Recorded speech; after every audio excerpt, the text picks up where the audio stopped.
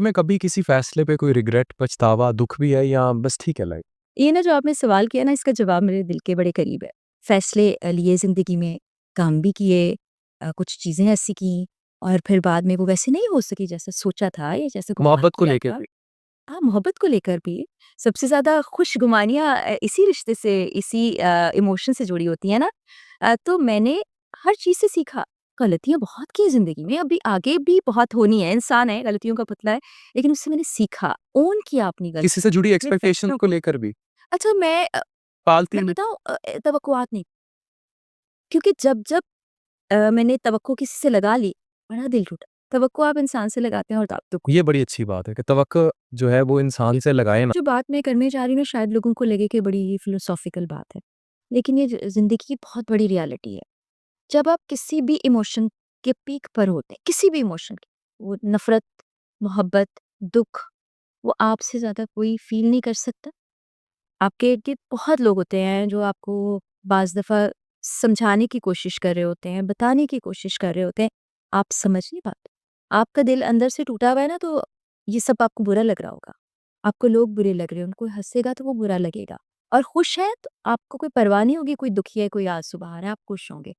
تو میرا یہ ماننا ہے کہ انسان خود کو خود ہی آپ اپنے دکھ کے خود ذمہ دار ہیں۔ خود ذمہ دار ہے۔ اور بعض اوقات خواتین کو پتہ ہوتا ہے، میں پھر معاشرے پر بات کر رہا ہوں کہ ان کا جو مرد ہے وہ انفیڈیلٹی کر رہا ہے، دھوکہ دے رہا ہے، بٹ انہیں چپ رہنا پڑتا ہے۔ میں پورے معاشرے کی بات کر رہا ہوں۔ ہمارے معاشرے تو اس کے بارے میں کیا کہیں؟ دیکھیے، وہاں تک بھی سپیس ٹالریٹ کرنی چاہیے، نہیں کرنی انفیڈیلٹی پہ نہیں کرنی، نہیں کرنی چاہیے، سٹیپ لے لینا چاہیے۔ لے لینا چاہیے۔ اچھا، اس میں پتہ ہے کیا بات ہے، یہ اللہ نے آپ کو رائٹ اور گنجائش فرح اقرار اور اقرار الحسن کے درمیان دوریاں بڑھنے لگیں۔ فرح اقرار نے انسٹاگرام سے اقرار الحسن کی بیشتر تصاویر ہٹا دی۔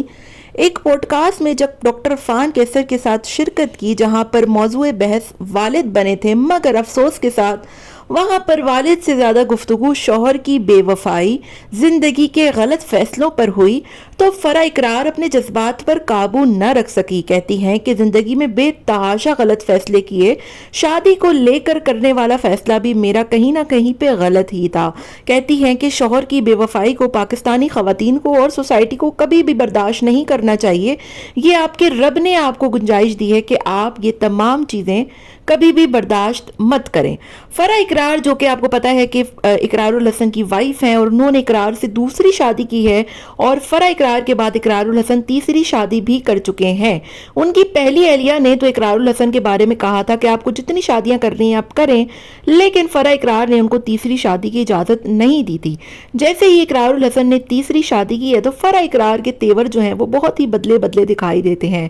ہر پروگرام میں جب بھی شرکت کرتی ہیں تو فرح اقرار جذباتی ہو جاتی ہیں، کہتی ہیں کہ زندگی میں بہت سے فیصلے غلط کیے اور اس دفعہ بھی ایسا ہی ہوا۔ ڈاکٹر عرفان کیسر کے پوڈ کاسٹ میں شرکت کے دوران موضوع بحث والد کی موت تھی، جو کہ آپ کو پتا ہے کہ اللہ تعالیٰ ان کو مغفرت کرے ان کے والد کی، لیکن والد سے زیادہ گفتگو انہوں نے اقرار الحسن کو اور مردوں کی بے وفائی، پاکستانی معاشرے میں خواتین پر ہونے والے ظلم اور مردوں کی بے وفائی، دوسری شادی، زندگی کے غلط فیصلے، زندگی کی تلخیاں اور اکیلے پن موضوع بحث بن گیا تھا، جو کہ بڑی عجیب و غریب سی بات ہے، اور صاف طور پہ نظر آتا ہے کہ فرح اقرار اور اقرار الحسن کے درمیان دوریاں بڑھ گئی ہیں۔ آپ کا اس بارے میں کیا خیال ہے، ہمیں ضرور بتائے گا۔ ملتے ہیں نیکسٹ ویڈیو میں، ٹل دین ٹیک کیئر، ٹاٹا بابا، اللہ حافظ۔